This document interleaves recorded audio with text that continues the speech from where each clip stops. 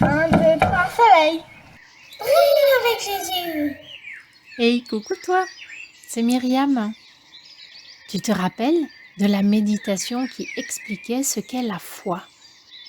Croire en quelque chose qu'on ne peut pas vraiment expliquer, qui est un mystère, mais qui existe vraiment. Comme tu le sais peut-être, partout où Jésus allait, il guérissait les malades. Aussi, dès qu'on entendait la nouvelle que Jésus passait par là, vite, vite, les gens lui amenaient leurs malades. La famille, les amis, et Jésus les guérissait tous. Mais un jour, alors que Jésus arrive à Capernaum, un homme s'avance vers lui. C'est un centurion, un soldat romain qui a 100 soldats qui doivent lui obéir.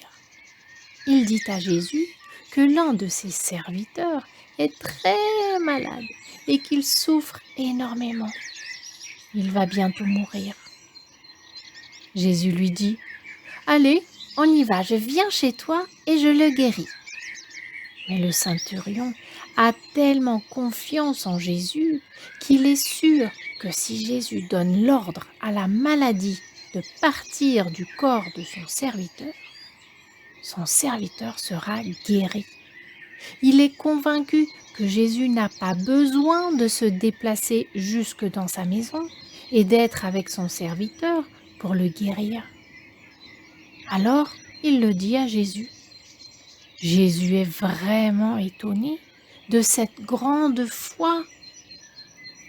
Alors il dit, devant tout le monde, je n'ai jamais vu une si grande foi.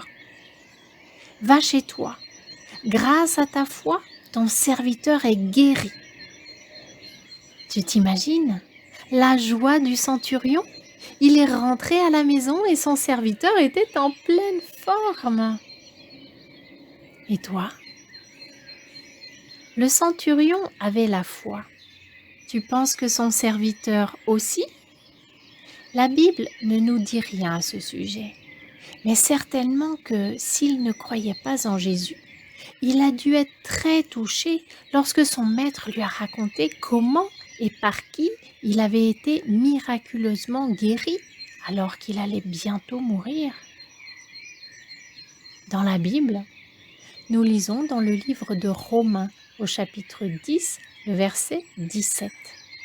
Ainsi, la foi vient de ce que l'on entend, et ce que l'on entend vient de la parole de Jésus-Christ. Alors, voici ma prière pour aujourd'hui.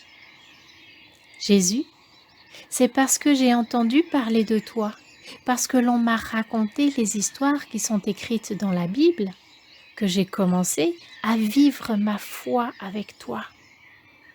Aide-moi à ma manière à transmettre ma foi autour de moi. Amen.